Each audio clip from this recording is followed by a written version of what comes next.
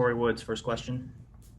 Hey Dan, over the past couple of weeks, from the comment about the kneecaps in your introductory press conference of last week, wearing the helmet to talk about the Grand Prix, which I thought was pretty cool. You've caught your fair share of criticism from the media. What do you think that is that some media members are missing about the way you're trying to connect with the city? Yeah, I mean, I'm honestly, I'm not worried about it. I mean, I get it. There again, my whole thing, it was kind of a joke. I mean, it was the helmet was sitting here, and so, but it was also like, hey man, it's the Detroit Grand Prix. I mean, I think that would be a pretty cool deal for our people, our fans to see that, and I think if I'm associated with the Grand Prix, it's like, hey man, that's pretty cool, and so that's really as far as it went. I'm not worried about the criticism. Look, I'm going to get criticized either way. That's what you guys do, and everybody outside of this world, and ultimately I'm going to be judged on wins and losses, and so that's just there again. I was just kind of keeping it light. Look, those things aren't going to happen during the season. I mean, I'm not. But right now, I'm just kind of being me. I'm having a good time with it, and so I hope that answers it, Corey.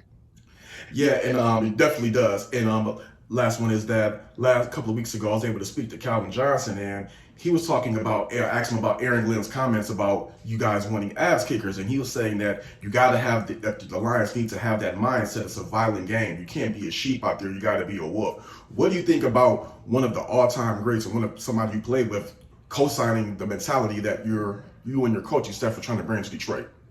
Well, look, anytime you get comments from somebody like Calvin uh, that kind of sees it the way we do, it's a good thing. And look, there's a lot of things I could say about Calvin, but I think when you're here's what I always remember about Calvin, man.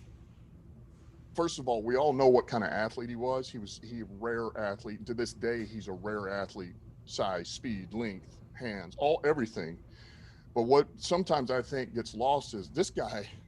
I remember from the time he walked in, it was almost like this guy's too good to be true. I mean, he worked from the time he walked in to the time he left. He was a worker. He was smart. He put in the time. He studied. Like he did all the things right, man. He was unselfish. So he was everything. He was a great teammate, and so and then so when you're able to have that type of mentality and that work ethic, and you've got the talent he does, there's no secret why he was as great as he was.